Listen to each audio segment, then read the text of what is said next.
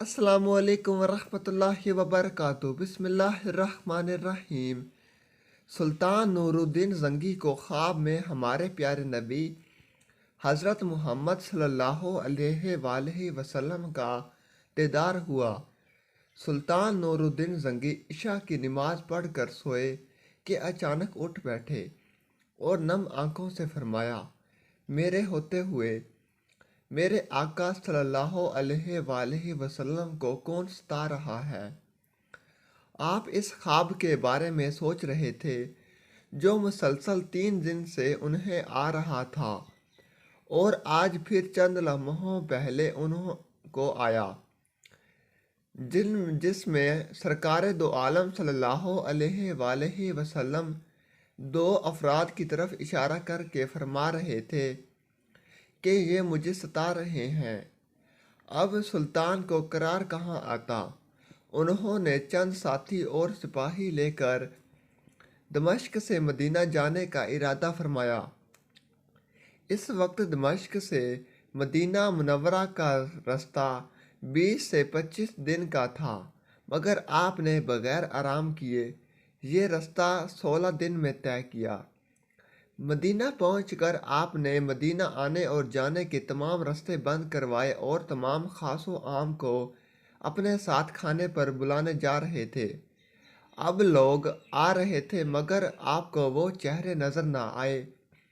अब सुल्तान को फिक्र लाहक हुई और आपने मदीना के हाकिम से फरमाया, क्या कोई ऐसा है जो इस दावत में शरीक नहीं हो सका। जवाब मिला, मदीना में रहने वालों में से तो कोई नहीं, मगर 2 मगरबी ज़ायरीन हैं जो रोज़ा रसूल के करीब एक मकान में रहते हैं। वीडियो अच्छी लगी तो चैनल को लाइक करें, सब्सक्राइब करें, शेयर करें और बेल आइकन पर भी क्लिक करें ताकि हमारी हर वीडियो आपके पास बआसानी पहुंच सके और हमारी हौसला अफजाई हो सके। कमेंट सेक्शन में अपनी राय का इजहार ज़रूर करें। वो तमाम दिन इबादत करते हैं और शाम को जन्नतुल बकी में लोगों को पानी पिलाते हैं जो अरसा दराज से मदीना में मुकीम हैं। सुल्तान ने इनसे मिलने की ख्वाहिश जाहिर की। दोनों ज़ायरीन बज़ाहिर बहुत इबादत गुजार लग रहे थे।